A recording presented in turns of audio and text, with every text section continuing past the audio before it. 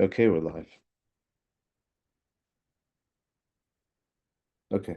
أعوذ بالله من الشيطان الرجيم بسم الله الرحمن الرحيم الصلاة والسلام على أشرف الأنبياء والمرسلين وعلى آله وصحبه أجمعين اللهم انفعنا بما علمتنا وزدنا علما نافعا يا كريم.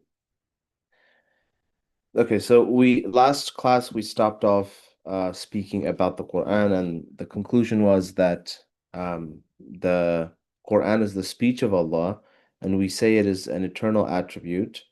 And the way that it reflects the text that we have with us in the world is that the literal meaning of speech is actually not the words on the page, it's not the ink, it's not the paper, but it is actually the meaning contained in those words. And that is how the meaning itself is uncreated, the meaning itself is eternal, and that's why there is infinite meaning in the Quran, because Allah subhanahu wa ta'ala's knowledge is infinite, and Allah subhanahu wa ta'ala's attribute of speech is infinite. And so that's how we reconcile the idea that the Quran is uncreated. And what we mean by that is the kalam nafsi, the meaning contained within the Quran is uncreated. And so it's correct to say that the Quran that you have in your hand is uncreated in the sense that the meanings contained within those pages, that ink, whatever it is, the meanings that it's signifying is uncreated. All right. Just as you can see on my screen that these are the words of Imam al-Tahawi. But these are not the literal words of Imam al-Tahawi in that sense, because these are just pixels on a screen, right? These are not even words.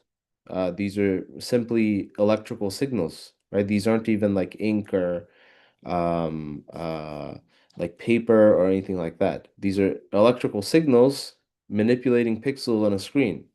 So that's sort of physically what they are. But they are literally the words of Imam al-Tahawi in the sense that the meanings being conveyed from them are the words of Imam al-Tahawi. Okay? So that's the matter related to the Quran. So we'll start off from this section from Aqidah at-Tahawiyya.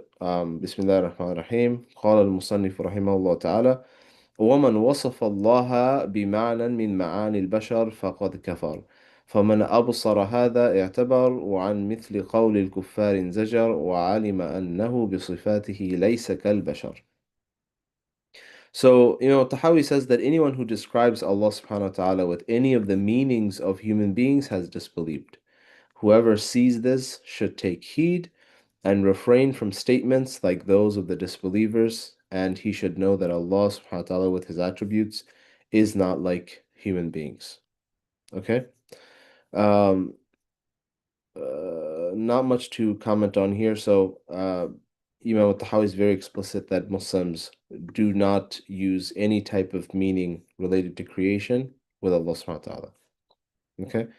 And when he says disbelieve, there are some Muslims that might accuse certain strands of other Muslims to be mujassima, right? Mujassima meaning they are anthropomorphists. They describe Allah subhanahu wa ta'ala with qualities that relate to created things. Now, we have to be careful here because we have to ask them, do you say that Allah subhanahu wa ta'ala is like his creation? Right? Now, if they say yes, then this is kufr. But if they say no, they try to deny the conclusion of their idea, then we say that they're mubtadi'ah. Okay? So remember that important principle that we spoke about last class is that we don't hold the necessary conclusions of somebody's ideas. We don't put that on them. So the Mu'tazila, for example, one of the necessary conclusions of their ideas is shirk, right? Because they say that human beings create their own actions. That's one of the necessary conclusions, right? But the Mu'tazila will disagree with you. He'll say, no, no, Allah's the one who put that ability in the human being. So yes, human beings create it by themselves, but Allah put that ability in them. So they're not doing it independently. Okay, so now we have a way out for the Mu'tazila to not pin them with the accusation of shirk and say, okay, this is bid'ah, right? Another thing that we discussed with the Mu'tazila, denying the attributes of Allah. Okay? Now, if you were to actually deny the attributes of Allah, this would be kufr. Okay? They're denying, for example, the speech, right? But if you ask them, does Allah speak? They will say yes. Does Allah see? Does Allah hear? Does Allah subhanahu wa ta'ala will? Is he a living God? They would say yes to all of these questions. Okay? So they're trying to refuse accepting the necessary conclusion of their ideas. So we won't put those necessary conclusions on them. Okay? If we were to, then we'd have to call them kafir, but clearly Muslims don't call the Mu'tazila kafir. Okay? And the same thing with the Shia, by the way. The same thing with the Shia. So if some Shias they hold to some type of very problematic belief, and then you question them on that, and they try to sort of evade the necessary conclusion of those beliefs, then it's not your job to go out and say, well, look, if you believe this, and then you obviously believe this, and that leads to kufr. No, you can't do that, right? You can do that to show them that their belief is wrong, right? But you can't do that to basically, okay, you're kafir now, you left the fold of Islam, all right? So we don't hold people accountable. We don't make judgments on people based on the necessary conclusions of their beliefs. Okay, but we point out that the necessary conclusions of their beliefs is wrong. Okay, now we get to the section on the vision of Allah subhanahu wa ta'ala, ru'yatullah. This is also a very important debate in Islamic history because this concerns the idea of if we can actually see Allah subhanahu wa ta'ala. Okay? And the Mu'tazilis, they denied that we can see Allah subhanahu wa ta'ala. And so why do you think they would deny such a thing? Any guesses? Because they're expecting to see something physical. Yeah, good. So they're rejecting the idea of seeing Allah because they think, well, if we could see Allah, then this would mean Allah is a physical being. Okay? And and this is a huge problem for them. And they're coming to these conclusions as they're debating Christians because the Christians are saying, well, your Quran says that you can see Allah. So what's the difference between Allah and, Isa alayhi salam reincarnating? You guys are saying God is not physical, can't be physical. Well, we can see Jesus, Isa alayhi salam. Okay? So they're coming to these conclusions with debating Christians and these other people, and they're trying to sort of um, do tanzih of Allah subhanahu wa ta'ala to remove these types of faults from Allah subhanahu wa ta'ala and say, no, actually we can't see Allah. Seeing Allah is impossible because He is not a physical being. Other groups of Muslims, they said we can see Allah, and their reasoning is very simply that, na'udhu billah, Allah is a physical being. Okay, okay. So the Karamiya, this group that used to be there, they were very anthropomorphous. They were very like they ascribed human qualities to Allah, and and they used reason and logic to also defend their school. Okay, so Ahl Sunnah wal Jama'ah had to step in and correct this issue, and we believe that we can see Allah subhanahu wa ta'ala.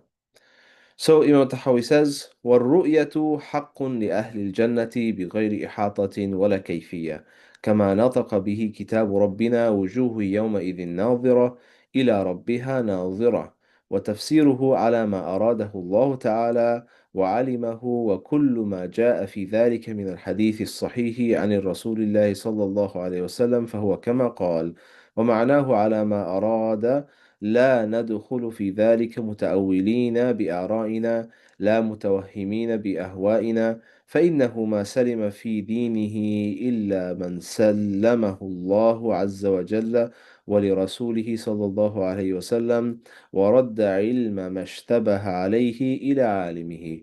So let me just read through the entire section here. ولا يثبت قدم الإسلام إلا على ظهر التسليم والاستسلام. فمن رام علم ما حضر عنه علمه ولم يقنع بالتسليم فهمه حجبه مرامه عن خالص التوحيد وصافي المعرفة وصحيح الإيمان فيتذبذب بين الكفر والإيمان والتصديق والتكذيب والإقرار والإنكار موسوسا تائها زائغا شاكا لا مؤمنا مصدقا ولا جاحدا مكذبا. ولا يصح الإيمان بالرؤية لأهل دار السلام لمن اعتبرها منهم بوهم أو تأولها بفهم، إذا كان تأويل الرؤية وتأويل كل معنى يضاف إلى الربوبية بترك التأويل ولزوم التسليم. وعلم دين المسلمين.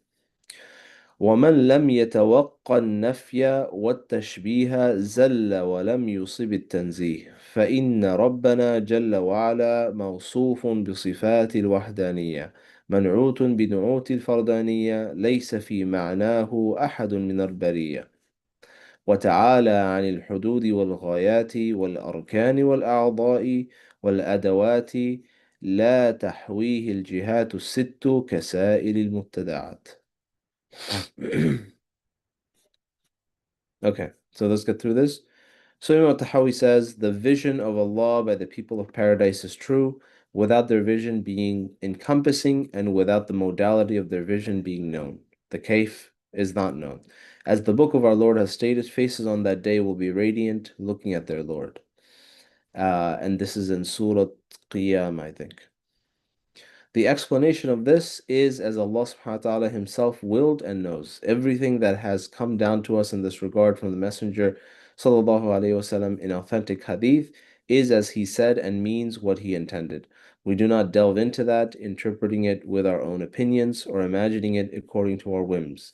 For no one is safe in his religion unless he submits himself completely to Allah, the exalted and glorified, and to His Messenger sallallahu alaihi wasallam, and consigns knowledge of matters unclear to him to the one who knows them. So Imam Tahawi here is actually affirming the vision of Allah, but he's doing a tafweed. Remember we spoke about tafweed uh, several lectures back. And tafweed is when you have sifat khabariya. Remember sifat khabariya, the narrated textual attributes, right? Like hand, uh, saq of Allah subhanahu wa ta'ala, the face of Allah. These things that are coming in the text that sort of indicate some type of created quality being attributed to Allah subhanahu wa ta'ala. Remember, what do we do with that when we do tafweed? Anyone remember? If any of you took the quiz, there was a question on there. So if you have a narrated attribute found in the text, that seems to indicate some type of created quality to Allah subhanahu wa ta'ala. How do we understand it? You don't take it literally. Yeah, there's two steps, remember? So the first is you negate the literal meaning, so the outward meaning of it. Okay, so any type of physicality related to it, you negate it. And then the second step is that you assign the meaning to Allah subhanahu wa ta'ala. That you say, I don't know the meaning, Allah knows the meaning. Allahu alam. So this is called what? At-tafweed. Okay, tafweed. Fawwada yufawwidu means to delegate to somebody else. So you're saying, look, I don't know it, I delegate it to Allah subhanahu wa ta'ala that He knows the meaning. Okay? So the early generation, this is what they're doing. Okay, they're doing tafweed of ar-ru'ya. So they're saying the vision is possible and it will happen. And how it will happen, we just delegate it to Allah subhanahu wa ta'ala in the hereafter. Okay? Now, what Ahl Sunnah has to do, now the Mu'tazila are saying it's not possible at all. Okay, it's just like if you said Allah subhanahu wa ta'ala has a hand. No, the literal meaning of it is impossible. So we have to do an interpretation of it. Okay, we have to interpret it as power, we have to interpret it as some other thing because this physical thing is impossible. Okay, as is the Mu'tazila are saying. But Ahl Sunnah is saying, no, the vision is possible.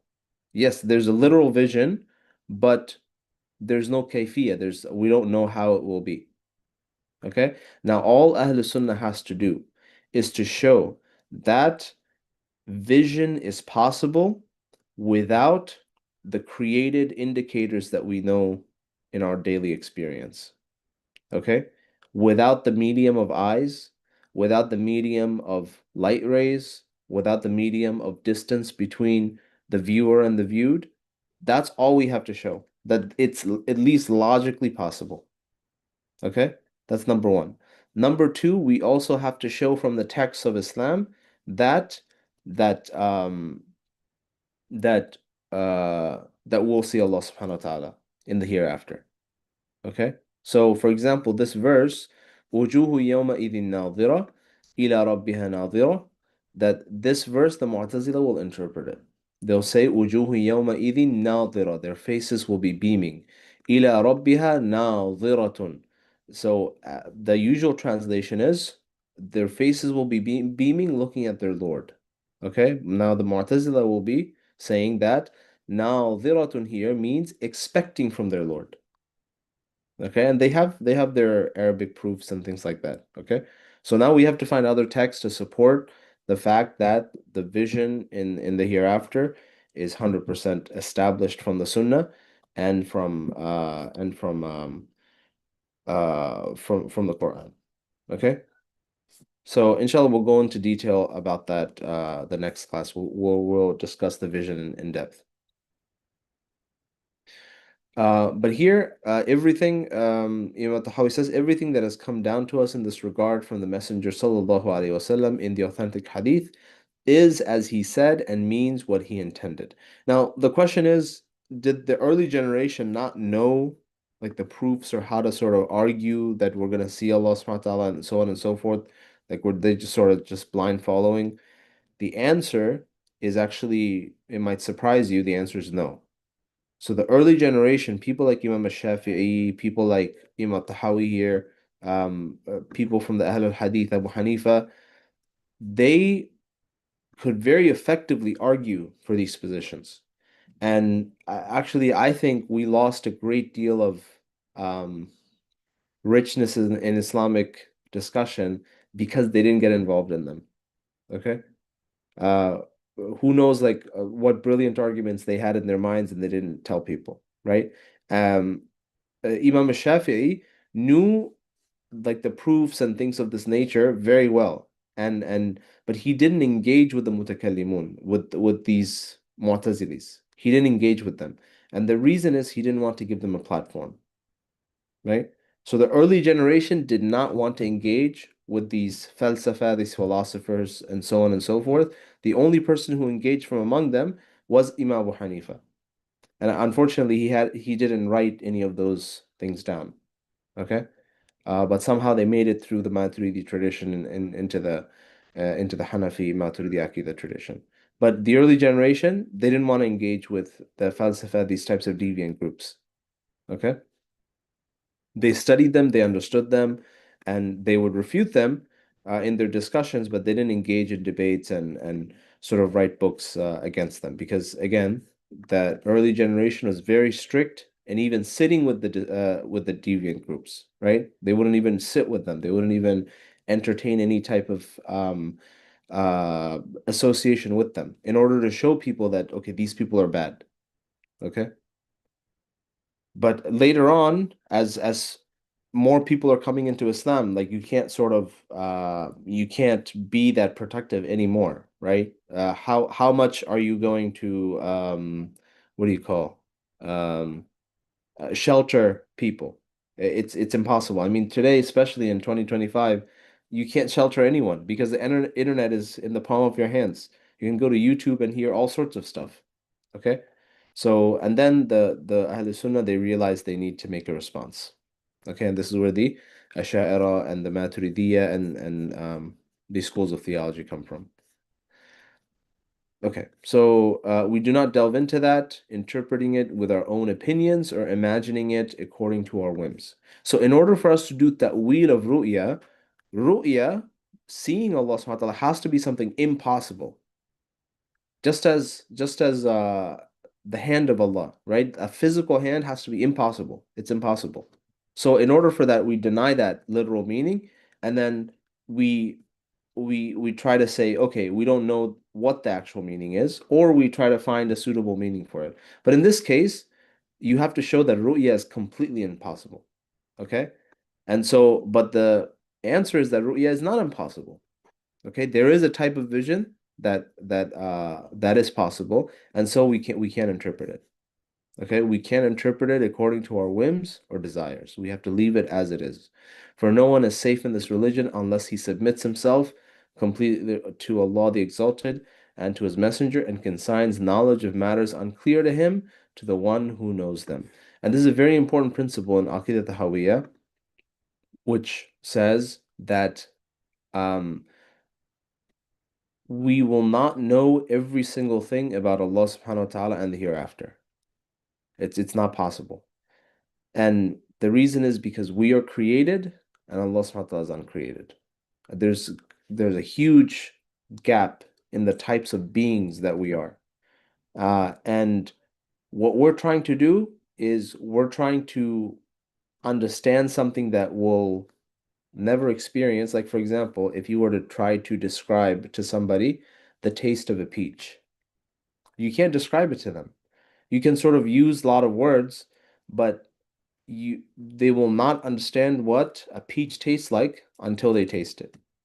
And the same is when we're talking about the vision of Allah subhanahu wa ta'ala and Jannah and the hellfire is very difficult to even describe.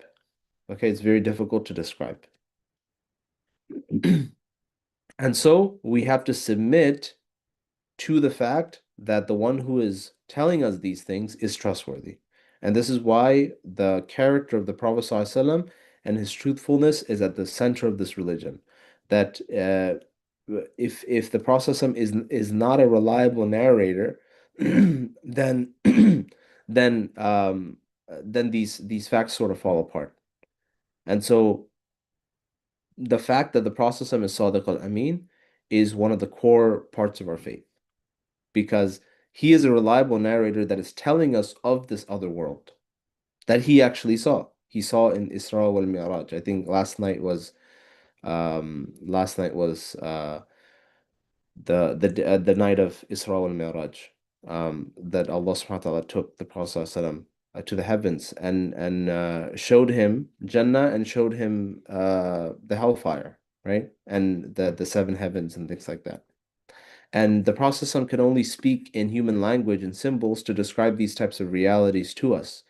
Um, uh, uh, and then Allah subhanahu wa ta'ala says, for example, in Surah Al-Najm, وَأَوْحَى إِلَى عَبْدِهِ مَا أَوْحَى, that Allah subhanahu wa ta'ala revealed to a servant what he revealed. That Allah actually doesn't give us a detail on what Allah subhanahu wa ta'ala actually gave to the Prophet ﷺ, how that meeting was, because it's indescribable in words. It can only be experienced.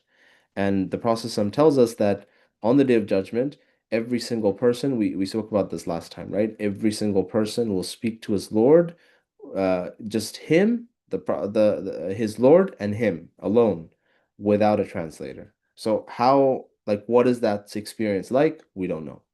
We won't know until that it actually happens, right? And so we submit to this to the process of telling us these things, that he is truthful. So Imam Tahawi says, one's foothold in Islam is not firm unless it is based on submission and surrender. The um the human mind will always be pulled in two directions, right? The one direction is based on a person's hawa, a person's whims and desires. And so he will use his intellect to justify his whims and desires, right? And the other side, the angelic side, will pull him towards submission and surrender, right? That he feels that he needs to surrender his intellect to something higher. And this is what Islam tells us, that we surrender our intellect to Allah subhanahu wa ta'ala. Not just our body, mind, soul, everything, but we surrender our intellect to Allah subhanahu wa ta'ala. How do we do that? We do that by um, leaving things that we don't understand and not delving into them to the point that it causes us confusion. Okay? So, yes, the basic aqidah of Islam, we use the intellect for this. We have to know for sure Allah subhanahu wa ta'ala exists, right? And that there are signs and there are these arguments and there are proofs for the truth of the Quran and so on and so forth. But then, you open a fiqh book or you open a hadith or something, and then you find something weird in there. Okay, you put it on the shelf. I don't really know, right? I don't have an answer to it. You just put it on the shelf, khalas, right? Because the most important thing is the aqidah. The most important thing, Allah exists. The Prophet ﷺ is truthful, right? And everything that he has told us is true. The hereafter is true, right? Judgment day is true. The angels are real. Okay, then and the Quran is true. Khalas, if I don't understand as part of it, does that suddenly negate everything else that I understand? What do you guys think? Like if you know, for example, you're driving a car, um, do you need to know every single detail about the car in order to drive it? No. You don't, right? You just need to know enough to be able to get to your destination safely, right? But you don't know what's going on in the engine. You don't know what's going on in the fuel, this, that, and how the spark plugs work and how the brakes are working. You don't need to know any of that, right? It's useful knowledge, sure, right? If the car breaks down, if something happens, if somebody hits it, you can fix it by yourself. Cool, that's great. And this is where all of the Islamic sciences come, right? To support the fortress of Islam and to make a coherent picture out of what we have. Okay, all the data that we have uh, about the Prophet ﷺ, right? Great. But the core of Islam is sound and will appeal to any pure heart, right? It will appeal to any pure heart. But unfortunately, this is why the enemies of Islam, you'll see, whenever they debate Islam, they never talk about theology. They'll never say, oh, actually, Islamic theology is incoherent. They'll never say that. They'll never talk about, oh, the Prophet ﷺ is a liar. They'll never say that. Where do they go to? They always bring up, oh, Islam is false because the Prophet ﷺ married Aisha. Right? Let's take oh, Islam is false because the Prophet ﷺ ordered, during a war, he ordered the killing of so and so person. How does this relate in any way to the beliefs of Islam? It does not. Islam is false because here in the fiqh book it says that I don't know, something women get one half the inheritance of the sister gets one half the inheritance of the brother, right? It's actually not a women thing because uh, there's certain scenarios in inheritance where women get more than men, by the way, if you guys didn't know. Um, okay, these are the details of law. So you have to attack theology in order to prove Islam is false. You guys understand this? But people try to defend Islam by defending every little tiny detail of law. That's like if I were to criticize liberalism and modernism and secularism by pulling out the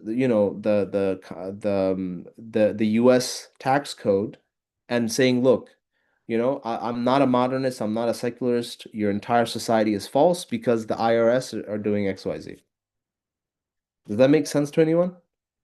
But this is what they do with Islam all the time. And Muslims are stuck responding to these little details. Okay? So, but our religion is based on submission and surrender. And what that means is if we don't understand a detail, right? If we don't understand a detail, we leave it on the shelf. We submit to Allah and His Messenger and say that, yes, the theology makes sense. Allah's Messenger is truthful. Khalas. Now, what you tell me, I'm going to accept. Even if I don't understand it, even if I might be uncomfortable with it, I don't really fully understand it, I'll put it on the shelf. Khalas. But that doesn't mean like um, I'm going to have doubts about my faith and this and that, right? So this is why istislam, the scholars define the acceptance of Islam as surrender, as surrender. Okay? Anyone who desires to know things which are beyond his capacity to know, and whose intellect is not content with submission, will find that his desire veils him from the pure oneness of Allah subhanahu wa ta'ala, clear knowledge and correct faith. And this is why the Sufiya, the Ahl al-Tasawwuf, the people of the inner heart, they rejected kalam. They rejected it. Right? They said that you cannot know Allah subhanahu wa ta'ala through this type of logical argumentation. You can only know Allah through worship, through doing acts of service, through getting closer to Him, right? By doing good deeds, by purifying your heart, right? This is the only way to know Allah subhanahu wa ta'ala. Obviously, we say that yes, you guys do have a point, but this is not the only way to know Allah subhanahu wa ta'ala. These arguments and kalam and all these things, it helps us make a fortress around our faith, right? To show us that reason is in harmony with revelation and with our fitrah. So these three things are in harmony, right? We don't need to throw out reason and trash reason, and we don't need to. Islam is the religion that integrates everything, right? The body, mind, heart, and soul. So he will then waver between disbelief and belief, confirmation and denial, acceptance and rejection. He will be lost, wandering, deviant, and doubtful, being neither a confirming believer nor a denying rejecter. At some point, a person has to make a decision. If something is true and it seems to be the best explanation for something, a person has to make a decision to stake their life on that. And as many converts know, this is the decision that they make. Islam touches their heart, it opens something within them, and they have to make a decision. Because you might think Islam is true, but then you don't actually take the Shahada. You don't actually change your life, right? But what Islam asks for is submission. It asks you to change your life. I was listening to this atheist philosopher a couple weeks back, and he was reviewing the arguments for the existence of God.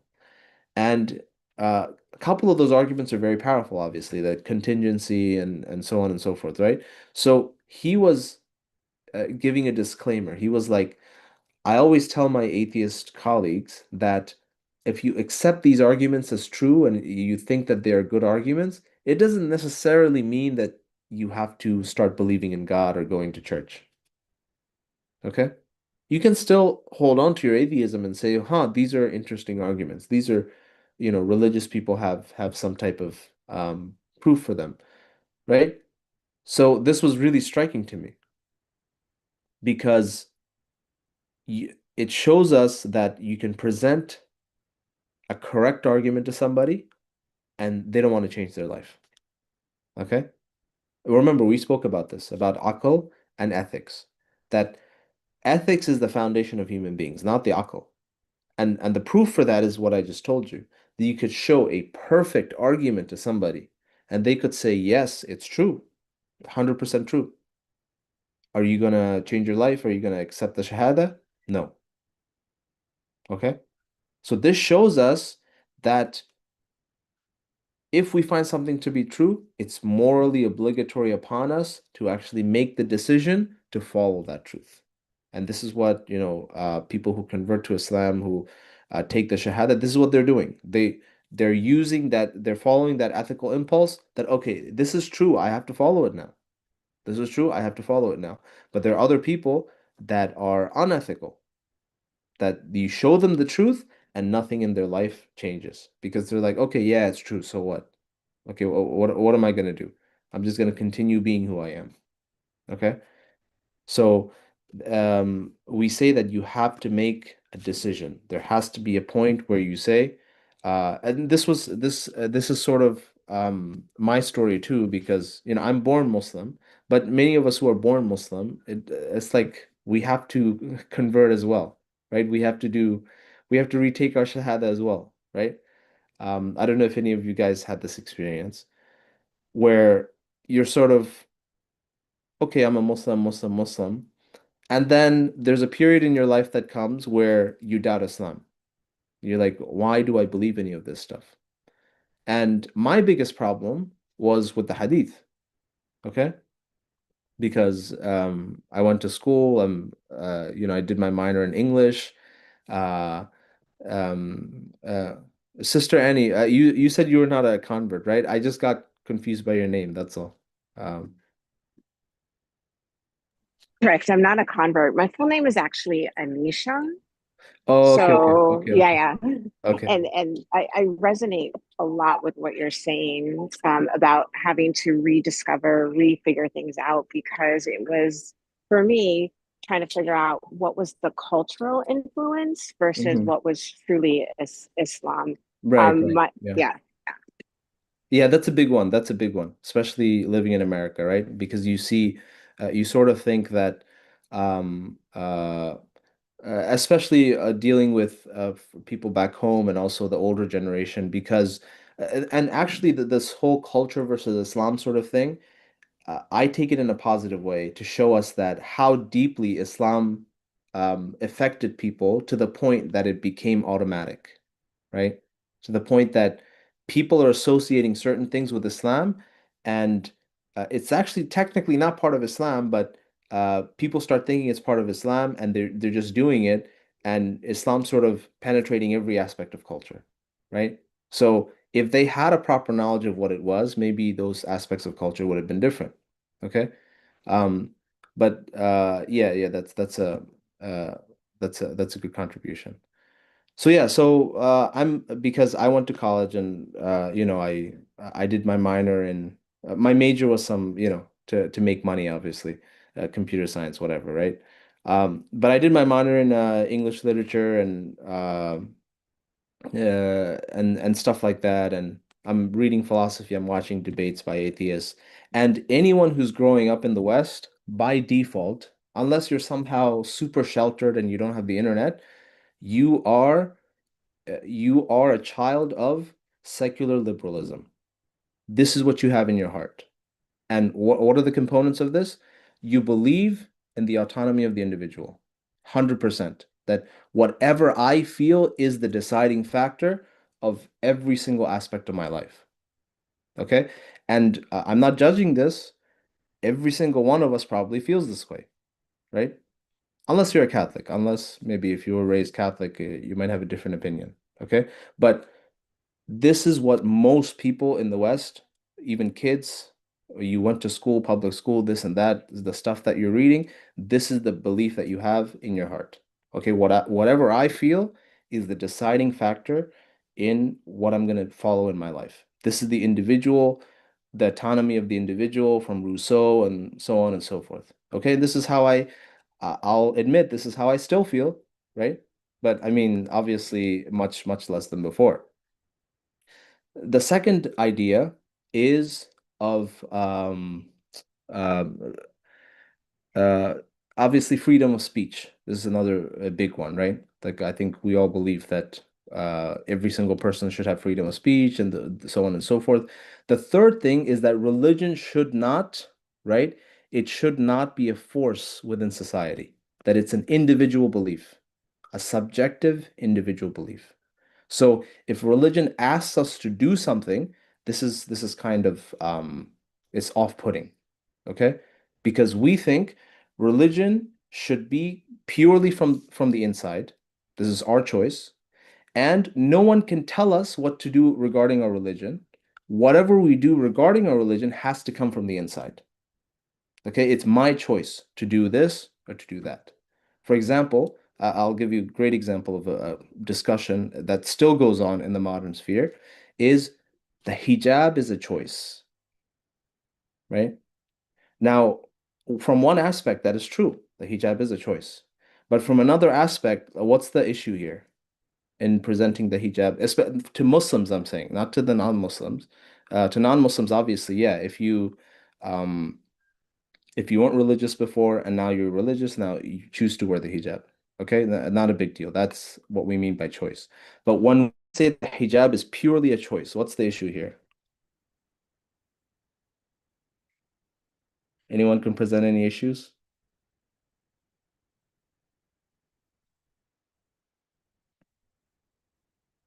So let me put it in another way. The prayer is a choice. The salah is a choice. Is it a choice? It's not, but it A doesn't. choice of whether you want to go to paradise or not. No, I'm saying in regards to Islam, right? In regards to Okay. the religion of Islam, not in terms of individual. Yes, everything is a choice, correct? Okay. Yeah, yeah, of course, everything is a choice, right? But in terms of Islam, is the salah a choice? If you're a believing Muslim, No. no, the salah is obligatory, right? Mhm. It's obligatory. So if you don't do the salah, there's sin. Yes or no? There's sin. So Right. the same thing with things like the hijab, things like lowering your gaze, things like not cheating people. These aren't choices. These are ethical things within Islam that if you don't do them, it's a sin, right? But now for a society that sort of understands respect for Allah subhanahu wa ta'ala, this and that, you can say that to them. But for us secular liberals, we are in our hearts, right? I'm not going to deny it. This is what I grew up reading, and these are my how my feelings have been crafted. When we hear, oh, this you have to do this, we say, no, I don't. It's up to me, right? Allah says you have to do this. And so there's a clash, right? There's a clash because of our understanding of what religion means. But if we look at Islam, Islam is the religion that Allah subhanahu wa ta'ala is the necessary being. And his commands, Allah gave us free will, yes. But Allah tells us how we should live in reality. Should, the word should. And the word should is a problem for a secular liberal society, right? Because it's built on hawa, it's built on you can do whatever you want as long as you don't hurt people, right? This is their understanding. But the Islamic understanding of freedom is that you become free from the anguish and anxiety of your nafs. This is freedom. And the only way to achieve that freedom is to submit yourself to Allah subhanahu wa ta'ala. Not to human beings, not to a priest, like, right? Like when you're following a rule of Islam, it's not because you're submitting to a priest, it's not because you're submitting to an imam or some human, it's you're submitting to the creator of the world. Okay? So this is the submission that we're talking about. And you're also submitting to the Prophet ﷺ in his capacity as a prophet, not because he's a human, but because he's that communication link between you and Allah subhanahu wa ta'ala. And what do we mean by submission to the Prophet ﷺ? Yes, Sister Annie, go ahead. I just had a question. So right, we're talking about how submission is salah, hijab, all of those attributes as decreed by Allah. And earlier we talked about submitting intellect as well. Yeah, So yeah, we yeah. have like Muslims who say they believe but don't execute some or all of those decrees. So Yeah, yeah. could we say that that's connected where that intellect isn't being in submission? Like how can we equate those two actions, so to Yeah, say? yeah, yeah. So obviously, many Muslims will say that I believe in Allah subhanahu wa ta'ala, but in terms of practice, they're very deficient. Okay. And this wouldn't affect the fact that they're Muslim. We say they're Muslim because they're affirming to us that, yes, I do have this belief in my heart. But let's say their body has not submitted, their heart has not submitted to Allah subhanahu wa ta'ala, and let's say it's submitted 20%. Okay? So, and this is why we have the variation of religiosity. But the submission that we're asking for in terms of just calling you a Muslim is the submission of your intellect that, yes, I believe Allah exists. I believe I have to do all these things. I believe that the Prophet ﷺ is the messenger. I believe it. So if you go to, let's say, a place like Morocco or I don't know, even Pakistan or Bangladesh, and you take a sinning Muslim and you say, uh, don't you know that's haram? He'll say, yeah, I know, right? I know it's haram. Uh, then why do you do it? It's like, I'm weak or whatever, that's why I do it. right? I ask Allah for forgiveness. This attitude isn't that great, but it is so much better, right? It is so much better in the sight of Allah subhanahu wa ta'ala than a person who tries to challenge those rules, right? As we'll find later on in Aqidah Tahawiyah, that a person who challenges the rules that Allah subhanahu wa ta'ala has set for us. So instead of saying that, okay, I'm at fault, maybe I'm not submitting in the best way, and because of this, that I'm not practicing 100% of the things that I should be practicing, now I'm going a step beyond this. I'm saying, actually, I don't need to pray, right? The prayer is this is for extremists. We have people back home sometimes like if you pray 5 times a day, you've become a sheikh. Okay, this is for sheikhs. This is not for regular people. Okay, for regular people, it's optional. For religious people, it's 5 times a day. Now we're getting into dangerous territory, Right. right? Yeah. Now we're challenging Allah subhanahu wa ta'ala. Or the people that say, like, oh, interest is just whatever. If you're living, it's not that haram. Okay, so they're challenging, they're trying to change the rules that Allah subhanahu wa ta'ala told us to practice. Okay? Or zina or having a girlfriend or this and that. Um, so it's important for us to understand and accept. This is the submission part. Understand and accept the rules, the commands that Allah has given us, that this is how we should live our lives. Okay? Am I doing it? Probably not 100%, but I know I should. I know I should. I'm trying my best. Maybe I'll change. Maybe if things get better, whatever it might be, right? Maybe I'll come to Allah subhanahu wa ta'ala at the end of my life. This is how many people unfortunately think that, okay, I'm sinning this and that, and when I get older, I'll turn back to Allah. This is not the right attitude to have, obviously, but at least it's a better attitude than actually trying to change all these things. Actually saying that, actually, whatever I think is how I should live my life. This is very dangerous, Yeah. Got it. right? This is very dangerous. And unfortunately, this is the reality with some of our LGBT brothers too, because brothers and sisters too, because uh, like homosexuality and these things, they are a trial from Allah subhanahu wa ta'ala. And instead of accepting that trial, were there gay people in Muslim history? What do you guys think? Were there homosexuals and these types of people in Islamic history? In Ottoman, Mughal society, this and that? I would guess yes, but maybe not as open as they are now in society. Oh, they were very open. Really? They were open. I was agreeing with society. Oh, Yeah, okay. yeah. People knew. Okay, that guy's gay, right? Okay, that guy's a little, all right, that's his thing. But what none of these people did is try to change the Quran. They're like, yeah, I'm afflicted with this. This is unfortunately, right? Like I'm not gonna get married. And this is how they were.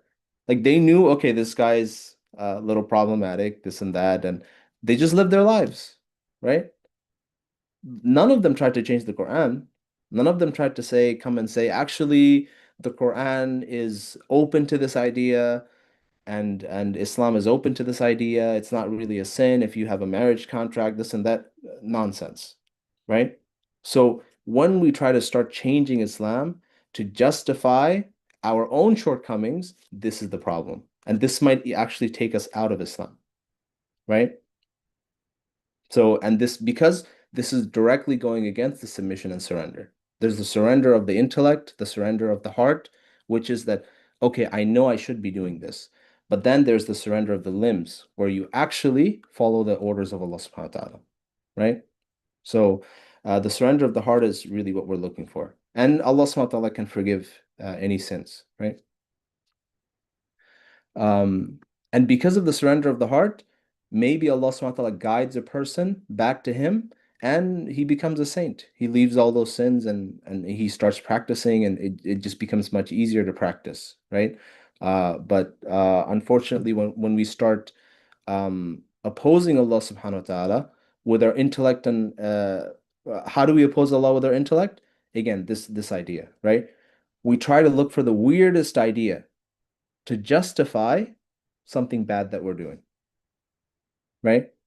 So, for example, Ibn Hazm, rahimahullah ta'ala, he's a great scholar of Andalus, but Muslims have sort of passed on and they don't take many of his opinions because they're very shadh. They're very um, uh, they don't have good evidence and they're very strange. Okay, one of those strange opinions is that Ibn Hazm believed that only the meat of pork, right, of pig is haram, not the bones, not the fat, right? Because the ayah says, حُرِمَتْ عَلَيْكُمْ لَحْمُ الْخِنْزِيرِ, the meat of pigs. Okay? So he was a literalist. They had this in the early century of Islam that these were called zahiris, literalists. Okay, so the literal meaning of the ayah forbids the meat of pigs, not the bones or the this or that. Okay? So you could take that opinion now and you could just run with it. Right? You could say, "Oh, okay, I can't eat pork, but I can have pork gelatin, I can have this, I can have that." Okay? And you're like, "Oh, yeah, my opinion is based in a classical scholar, this and that." And there are many people that do this, right? Whether to justify interest, whether to justify, I mean, so many different things that there was a brother at Drexel when I was there. He wrote an entire paper justifying zina. Okay, premarital engagements, right? Not after you get married. He was justifying it that, and he was quoting Quranic verses, okay, that Allah loves love, that love between one person and another can never be something evil, and he wrote this entire paper and he uploaded it onto the MSA page. Okay, this is how the intellect, and the reason is because he had a girlfriend, obviously, that's why, right? There was another brother who did have a girlfriend. We knew he had a girlfriend, but he was speaking with Mufti Niyaz, one of our teachers, and he's like, I'm trying to get out of this relationship and become better. Two different attitudes, right? Two different attitudes.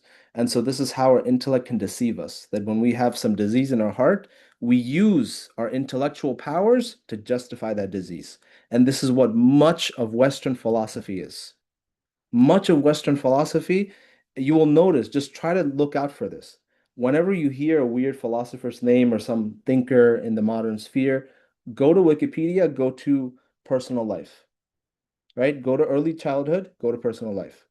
I'm telling you, 9 times out of 10, there's a direct correlation that people have sort of some anxieties, they have some diseases of the heart, maybe they were abused, maybe something happened, and then it affects their philosophy, that they use their intellect to justify certain things in their philosophy, right? And this is how our intellect can deceive us. And this is why the intellect requires the light of revelation. What does the light of revelation do? It removes this hawa, this desire, these types of obstacles from the intellect so it can be free to explore in the right way. Okay? They could be free to explore in the right way and in an ethical way. Does that make sense to people? It's not that we're denying the intellect. We're saying that we have to free the intellect from all of these negative qualities that divert it to be used in the wrong way, right? Just a very, very timely example, Matt Walsh. I don't know if you guys know who that is. I don't suggest you look him up. Some conservative commentator, right? These people were saying that Muslims conquered for their conquest, they colonize people just like the West. So why are the Muslims complaining? Okay, so this is what they'll say, and they'll say the West is, whenever the West goes to war, it's for us to spread freedom. Recently, after the Venezuela attack, Matt Walsh comes out and says people are criticizing us that America went into Venezuela to steal their oil, right? But they're like, and then he's like, it's completely justified and rational for a great power to go to another country and take its resources. People have been doing it all throughout history. You see, suddenly the freedom and sort of democracy veneer's gone, and now he's using his intellect to defend what just happened. You see, and this is the problem with following a person's hawa. You don't have actual principles, and you'll go whichever way the wind takes you. The greatest example of this are the people who defend the Israeli genocide. You just look at the way that they argue, right? They'll try to bring very logical arguments in order to defend the killing of children. This is the perversity of the intellect. It's a perverse nature of the intellect. You don't, when you see a child getting killed, I want to ask you, do you need a logical argument to know that that's wrong? What do you guys think? Let's say you get a child ripped to pieces in front of you because of a bomb. Do you need a logical argument to know that that's wrong? No. Apparently, these people do, right? We're not convinced that it's a genocide. We're not convinced that people are starving, right? How many people do you need to see in order to be, because it's not about the intellect. It's not. It's a perversity of the intellect. They're following their hawa. So, That's the so answer. with that, can we say that they're using their intellect to justify the killing of Yes. people and children? Yep, exactly. And this is the proof that the intellect is not at the core of human beings. It's the ethics, right? The intellect has to be subservient to ethics. It must be. Or else our evil nature will use the intellect to justify anything, right? Because the only power of the intellect we mentioned before is abstraction and logical operation. These are tools. Now, what do we abstract and logically operate on? This is our choice. This is the ethics part, right? So the intellect has to be subservient to ethics, or else this is what happens, right? This is what happens. So I this is like what that statement. I like that statement, and I'm repeating in my head. The intellect has to be subservient subservient to ethics, to right? ethics. Yeah, we Great. can intellectually discover how to build an atomic bomb to eliminate an entire country. Should we do it? No. Okay. But it's brilliant though. But it's brilliant. Look Yeah. how the atoms split and this and that and physics and it's so brilliant. We discovered it. We should do it. Yes. No. Islam No, says it no. shouldn't. Yeah. Yeah, Sister Annie, go ahead. So, how do we equate or account for everybody having their own individual moral compass? So what we're saying is that the moral compass is at the core of human beings, right? That by the fitra that people innately know, generally speaking, they innately know what is good and what is evil. Like things like Okay. justice, things like Yep. beauty, things like fairness, mercy. Like if somebody sees mercy, they'll be able to recognize it, right? Things like love, if somebody sees love, they'll be able to recognize it. So by their fitra, they have this ability. But then this fitra can become corrupted. It can become corrupted by the use of the intellect, because again, we don't have just the good nature, we have an evil nature as well, right? The desires, the hawa, the whisperings of shaitan. And now we can use the intellect to drive us towards the good nature or the evil nature, right? And the Yep. evil nature, it wants to grab. It just wants to grab, grab, grab, and become like God. Okay, this is the nature of the evil self of human beings, and it's a necessary conclusion of our free will. Because if you really think about it, the only being that can truly have free will is God. Every single thing is subservient to Allah subhanahu wa ta'ala. So the fact that we have this illusion of free will means that there's a part of us that wants to be God. And this is what tyrants and the conquerors and these people that do whatever they want to do, that's how they feel. They want to feel as if they are gods, right? But obviously that is a type of illusion. It's a type of illusion. Okay, so let's finish the text, inshallah. Belief in the vision of Allah subhanahu wa ta'ala for the people of the abode, so Darus Salam, which is Jannah, is not correct for one who understands it through his own imagination or interprets it with his own understanding. So the vision that we're going to see in Jannah is not some imagination. Okay? So it's not something that is not real. That's what he's trying to say here. Since the interpretation of the vision and of every meaning related to lordship is by abandoning interpretation and adhering to submission. Again, this is tafwid. Okay, we discussed this, right? It's not technically abandoning interpretation. What he's saying here, remember, is we deny any type of created aspect to Allah, and then we assign the meaning of what that actually means to Allah subhanahu wa ta'ala. Okay, so this is the submission part, the second part. This is the religion of the Muslims. Anyone who does not guard himself against negation and anthropomorphism has fallen into error and has not attained transcendence. But remember, we have to do transcendence of Allah subhanahu wa ta'ala. For our Lord, the glorified and exalted, is described with the attributes of oneness, qualified with the qualities of uniqueness. No one from creation is in his meaning. Okay? He is exalted, and this is a very important line from Aqidah Tahawiyya because it goes directly against some of what Salafi brothers say that the Salaf believed. Remember, Imam al-Tahawi is from the Salaf, very, very close to the Salaf, right? The only couple years, right? And he's narrating the beliefs of the Muslims of his time. So this line is very key. The Imam Tahawi says, وَتَعَالَى عَنِ الْحُدُودِ وَالْغَايَاتِ وَالْأَرْكَانِ وَالْأَعْضَادِ وَالْأَدَوَاتِ وَلَا تَحْوِيهِ الْجِهَاتِ السِّتُّ كَسَائِرِ الْمُبْتَدَعَاتِ. He is exalted beyond having limits, ends, components, limbs, or instruments. So Allah subhanahu wa ta'ala, He doesn't have parts. What do we mean by this?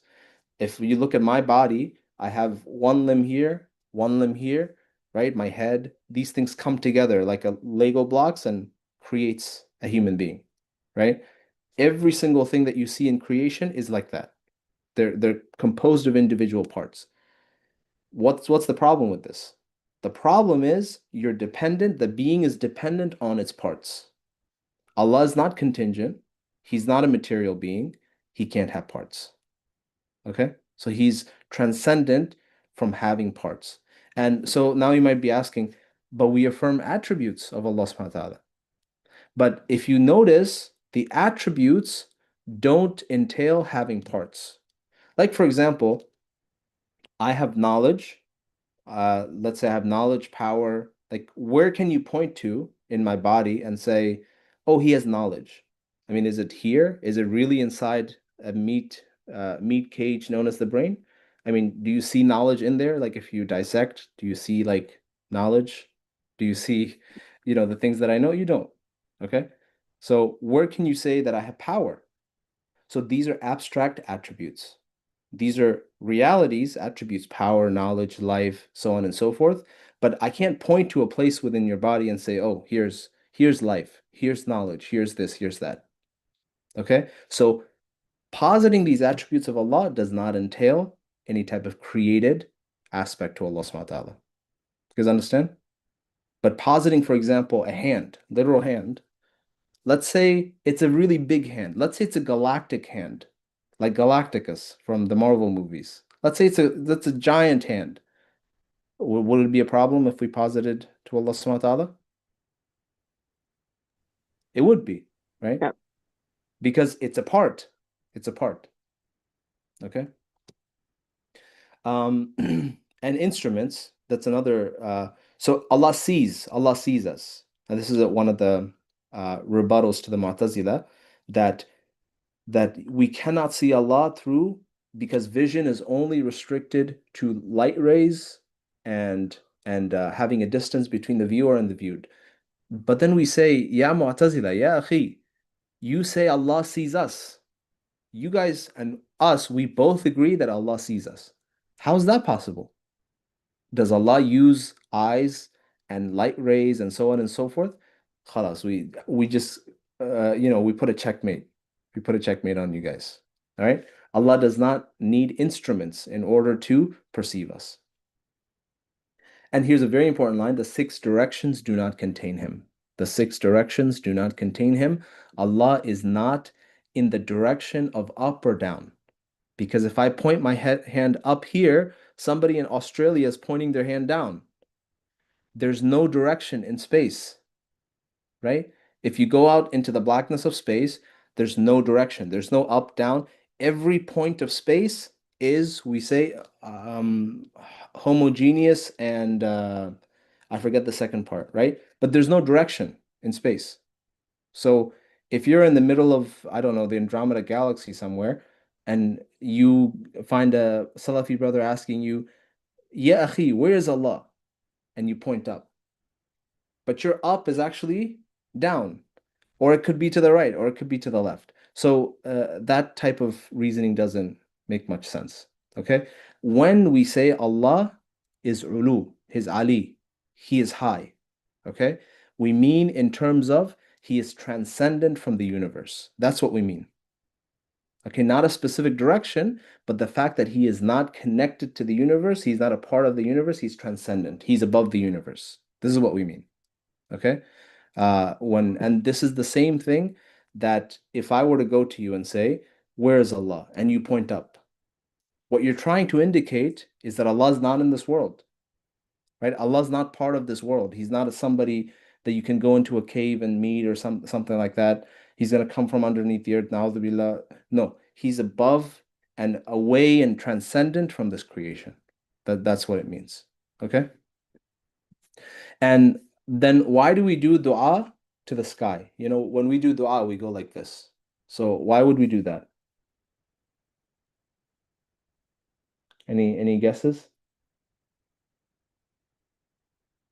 If Allah is not in space, where are we raising our hands to?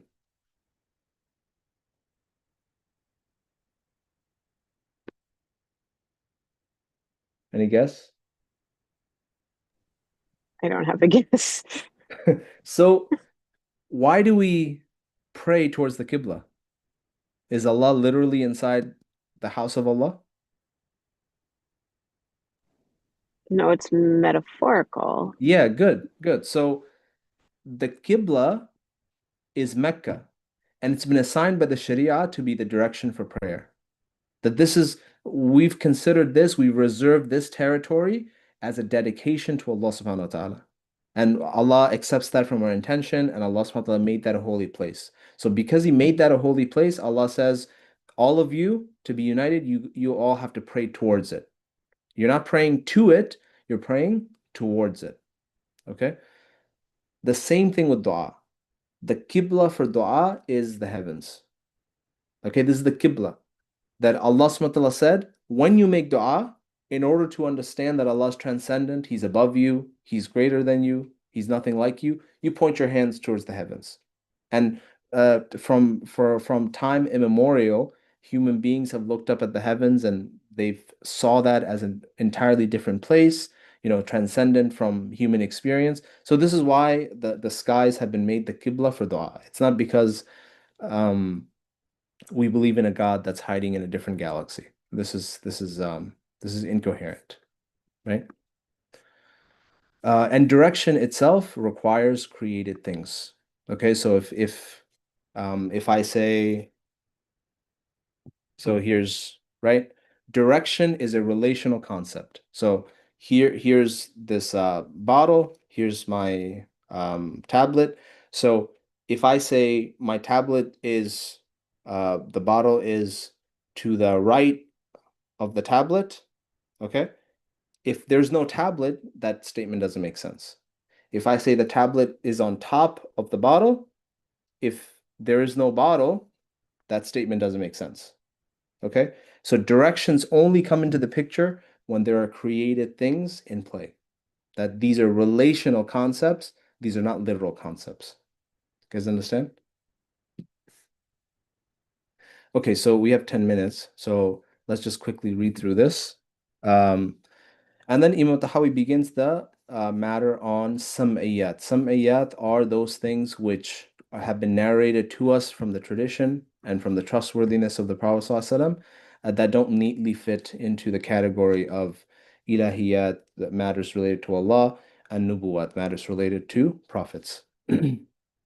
He says, وَالْمِعْرَاجُ حَقٌّ وَقَدْ أُسْرِيَ بِالنَّبِيِّ صلى الله عليه وسلم وعرج بشخصه في اليقظة إلى السماء ثم إلى حيث شاء الله من العلا وأكرمه الله بما شاء وأوحى إليه ما أوحى ما كذب الفؤاد ما رأى فصلى الله عليه وسلم في الآخرة والأولى. So here he talks about the Mi'raj, again, right after speaking about Allah having no direction, right? He speaks about the Mi'raj to tell us, to indicate to us that when the Prophet ﷺ went up into the heavens, right? Like I said before, as soon as you leave the earth, there's no direction, right? Every direction is equally the same in space. So when we say the Prophet went up, what we're saying is the Prophet transcended the first heaven, this first universe. He transcended that first universe and he went into the second universe. We have no idea what that's like. And he went into the third universe and he went outside and completely transcendent creation. And then he made it to Sidratul Muntaha, this endpoint of known reality. And then he saw Allah subhanahu wa ta'ala. Could the Prophet have seen Allah subhanahu wa ta'ala in the second heaven? What do you guys think?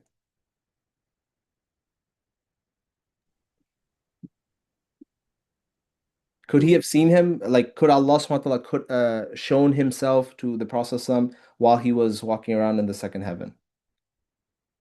Is it a possibility? Or did the Prophet need to climb all the way to the seventh heaven and then I don't know, Allah sitting there or something and then he sees him? What do you guys think? Remember, Allah is not restricted to a place. So he can. Yeah, he can. Allah could have given the beatific vision to the Prophet anywhere. Okay, that's a possibility. So, but the Prophet he explored all of the realms of existence, right? And he made it to the final ground, final point of the end of existence, which is Sidratul Muntaha, this lote tree, right? And we don't know if the Prophet is speaking symbolically. Most likely it's literal, right? Like, what is the nature of this lote tree? We have no idea. Like, this is the end of any type of experience completely, right? And then the Prophet is shown the beatific vision, the vision of Allah subhanahu wa ta'ala. Okay? The Isra refers to the night journey. This is the journey from Mecca to Jerusalem. This night journey that the Prophet made, it is obligatory for us to believe it because it's qat'i. Qat'i means it's definitive. Why is it definitive? It's in the Quran. سبحان الذي أسرى بعبده ليلا من المسجد الحرام إلى المسجد الأقصى. It's very, very clear in the Quran that Allah subhanahu wa ta'ala is saying this happened. And then from Jerusalem to the heavens and the vision of Allah subhanahu wa ta'ala to see heaven and hell, this is called al-Mi'raj, the ascension. And this aspect is dhanni, so it's wajib for us to believe it.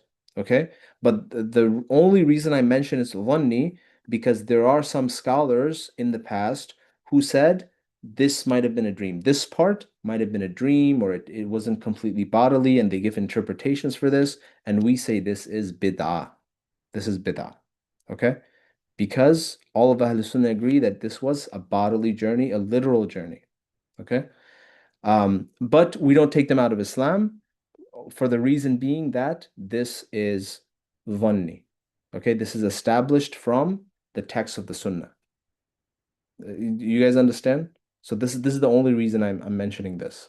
All right. Could you just repeat the part that is considered bid'ah? So the bid'ah part is to believe that the Prophet ascended to the heavens and that was just an experience in a dream. Okay. Right? It was he wasn't awake, but to say that the Isra didn't happen, this would be kufr. This would be Got kufr, it. right? That the Yeah. Isra, the journey from Mecca to Jerusalem didn't happen, that would be kufr because you're going directly against an ayah of the Quran, which explicitly says that it did. In Surah Al-Isra, the beginning of Surah Al-Isra, right? Mhm. So this is the slight difference between those two things, okay? It doesn't mean that you can believe that this is a dream state. I'm not saying that you can believe that, right? But just a slight difference. Okay, we'll discuss this more, inshallah. الإيمان بالحوض والشفاعة والميثاق والحوض الذي أكرمه الله تعالى به غياثا لأمته حق. The basin, the hawd of the Prophet ﷺ, which Allah has honored him as a relief for his community, is true. Now this is I really like the discussion of the hawd. We'll go into a lot of detail on this. This will be a basin, a spring that will be the only source of water, the biggest source of water on the Day of Judgment. And you know the terrors of the Day of Judgment, and the only safe place, let's say at that time, one of the safe places will be the Hawd, the basin of the Prophet ﷺ. And there's many hadiths that have been narrated on the types of people that will be repelled from the Hawd, right? And those hadiths are very scary for us, right? Because some of those hadiths relate to how we treat other people, right? The types of people that the angels will repel them from the Hawd, right? And there's a famous hadith, the Prophet ﷺ, he sees people trying to come to the Hawd. He's like, let them in, let them in. And the angels repel them, right? The angels repel them away because of some of their sins or whatever it may be. Okay. So this is all matter related to the hereafter. والشفاعة التي ادخرها لهم حق كما روي في الأخبار. And then we have the great event of the shafa'ah, the intercession of the Prophet ﷺ, where he will intercede for all of existence, all of humanity, right? And then we'll go into the different types of shafa, all those things. I really like these topics. So inshallah we'll touch all on them. وَالْمِيثَاقُ الَّذِي أَخَذَهُ اللَّهُ تَعَالَى مِنْ آدَمَ وَذُرِّيَّتِهِ حَقٌّ. The covenant Allah took from Adam and his descendants are true. So أَلَسْتُ بِرَبِّكُمْ. This is the day of Alast, where all of human beings, they were souls. And Allah spoke directly to the souls. Now there's a difference of opinion. Are human beings souls or are they bodies with souls? Okay? There's a famous disagreement in Islamic theology, not between the Sunnis, because we have the Asha'ira and the Maturidiyya that we affirm. And you don't necessarily need to affirm this because this is sort of an ontological, like philosophy type of thing. I mean, there's not really harm if you have some type of disagreement here, right? Because we don't find nusus, texts of the Quran and Sunnah to support any of this anyway, right? But the Asharis and Maturidis say there's no such thing as an immaterial existent. Every single thing that exists is made up of something. It's made up of something tiny, even we don't know what it is. So even the human soul is made up of some substance. Okay? So this is the belief of the school of Mutakallimun.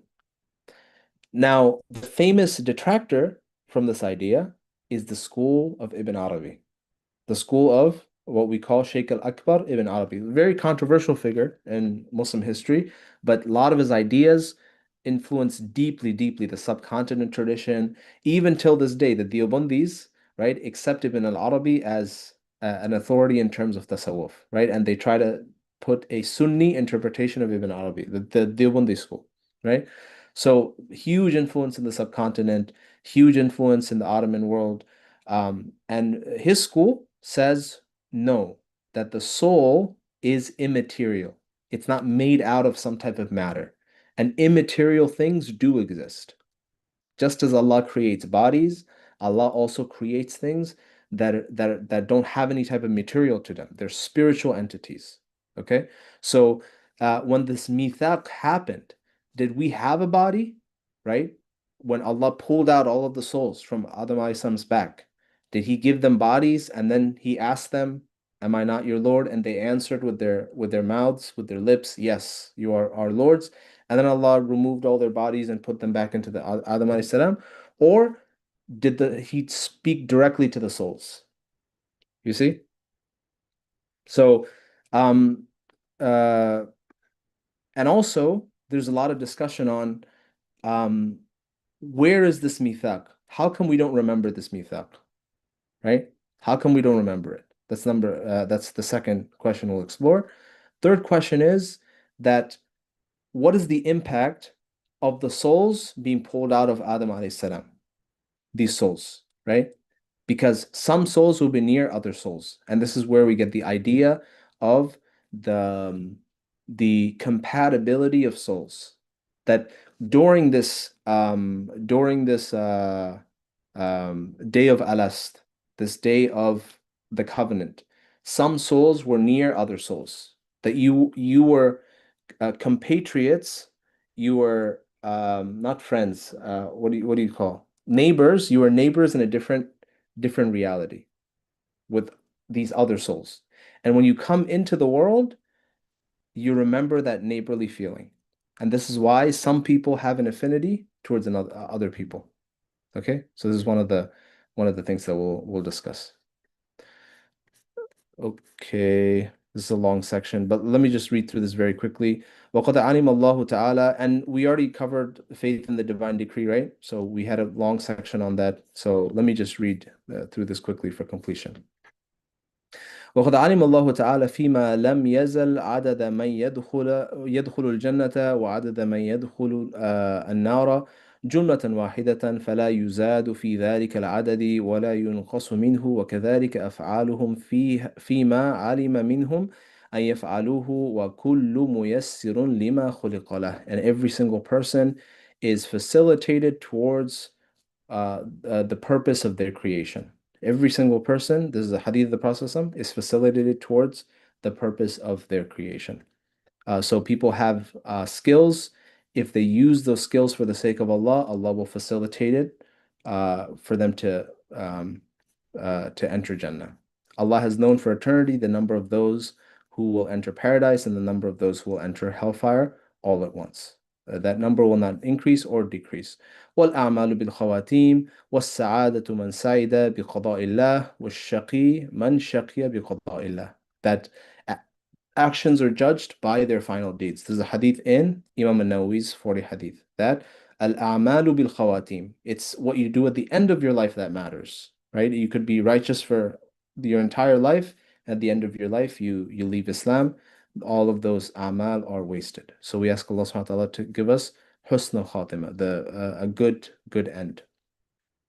وأصل القدر سر الله تعالى في خلقه لم يطلع على ذلك ملك مقرب ولا نبي مرسل والتعمق والنظر في ذلك ذريعة الخذلان وسلم الحرمان ودرجة الطغيان فالحذر كل الحذر من ذلك نظرا وفكرا ووسوسة فإن الله تعالى طوى علم القدر عن أنامه ونهاهم عن مرامه وكما قال الله تعالى في كتابه لا يسأل عما يفعل وهم يسألون فمن سأل لما فعل فقد رد حكم الكتاب ومن رد حكم الكتاب كان من الكافرين. So the very strong words from Imam Tahawi that we should not delve into the secret of Qadr because Allah has removed this knowledge from creation. That this is something that human beings they cannot solve. And this is the final conclusion of Imam Sa'id Nursi, rahimahullah ta'ala, who says that Qadr and free will are things that we just believe, just like prayer. Why is the prayer 5 times a day? It could have been 6 or 7. Allah decided it so, right? We don't have an explanation, but we must do it in order to get rewards. Same thing with Qadr and free will.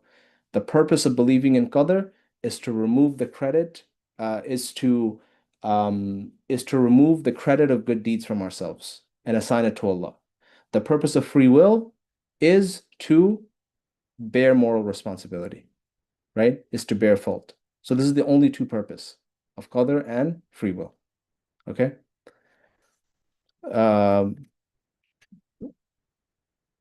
It's a little bit bigger. Let me just quickly read through it.